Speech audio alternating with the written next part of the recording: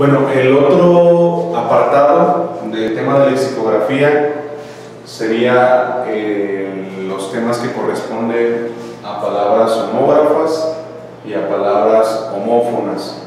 Las palabras homógrafas, como lo dice la definición, son aquellas que su escritura es exactamente igual y por ende se pronuncian igual, mas su significado puede variar, puede diferir según la redacción, inclusive lo pudiésemos entender como el contexto de la redacción.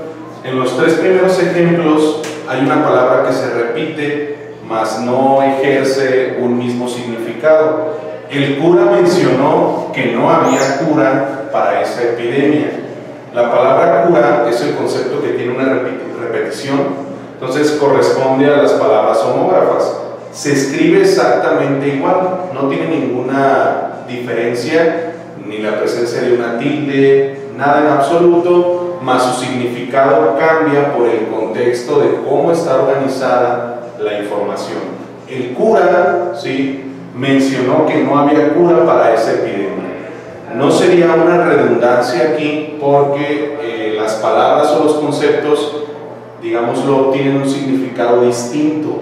Entonces lo entenderíamos así, de esa forma: las palabras homógrafas se escriben exactamente igual, se pronuncian igual, mas su significado puede cambiar por el sentido que le demos a nuestras redacciones.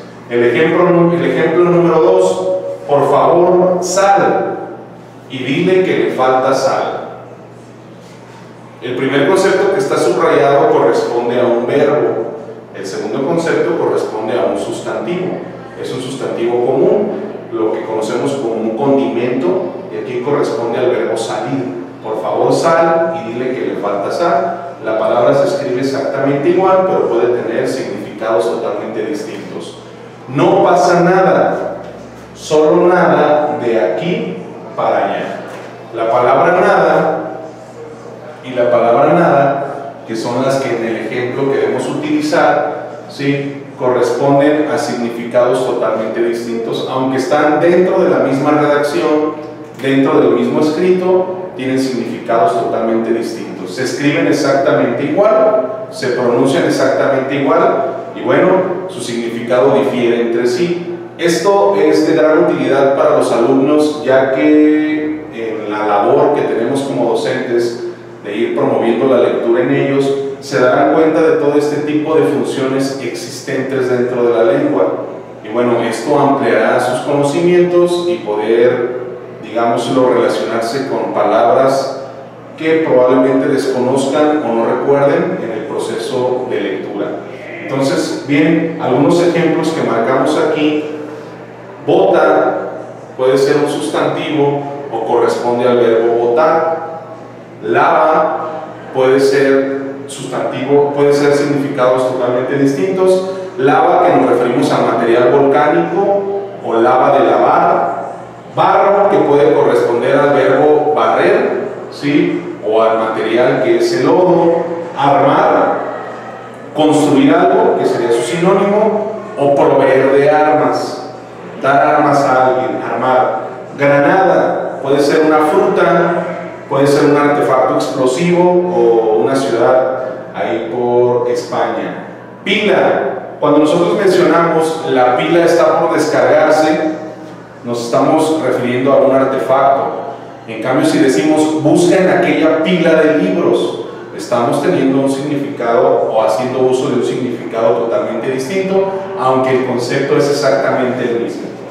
Uno, unidad, o uno de unir.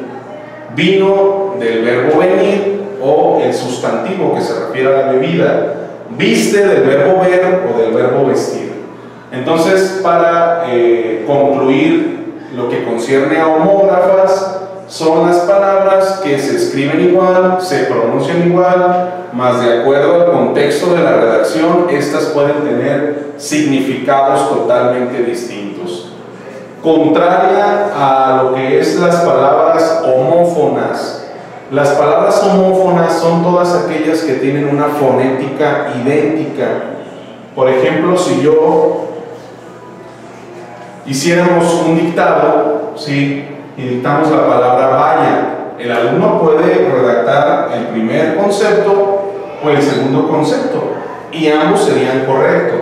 La palabra voz no es posible percibir si es la fonética de la S o la fonética de la Z, la fonética de la Y o la fonética de la doble L. Entonces, las palabras homófonas se caracterizan porque tienen un mismo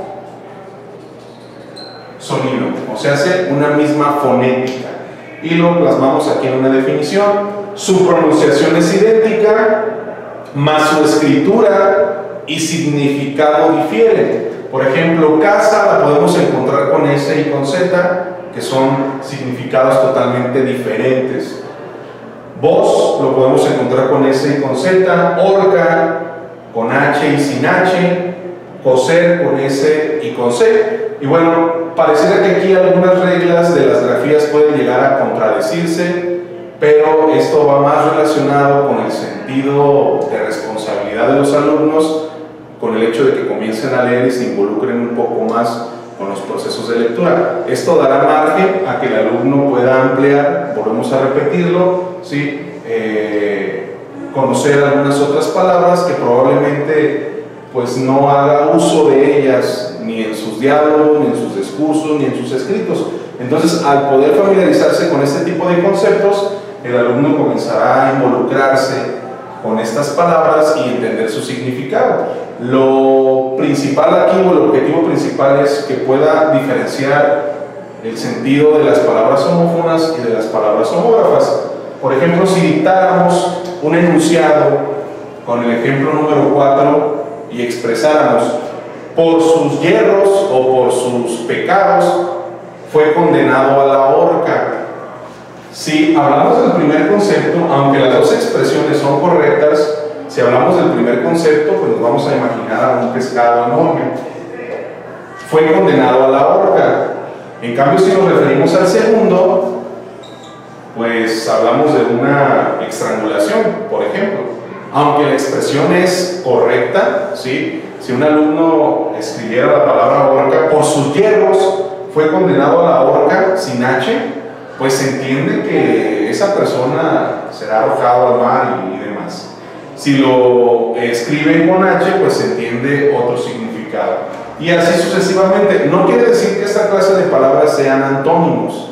A veces los alumnos se confunden, y como la definición habla de significados opuestos o significados contrarios, el alumno comienza a relacionar de manera equívoca las palabras homófonas con los antónimos. No, no son opuestos. Por ejemplo, 100 se refiere a cantidad con C, y con S se refiere a otra parte, o sea, una parte de nuestra cabeza.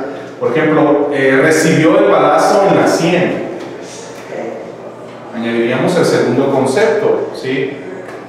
Tengo 100 pesos, añadiríamos el primer concepto. No quiere decir que sean antónimos, para que no haya esa confusión en el alumnado y creer que porque tienen significados diferentes lo vayan a categorizar de forma errónea en la clasificación de los antónimos. Bueno, pues con esta explicación breve pudiésemos abordar el tema que concierne a las palabras homógrafas y a las palabras homófonas.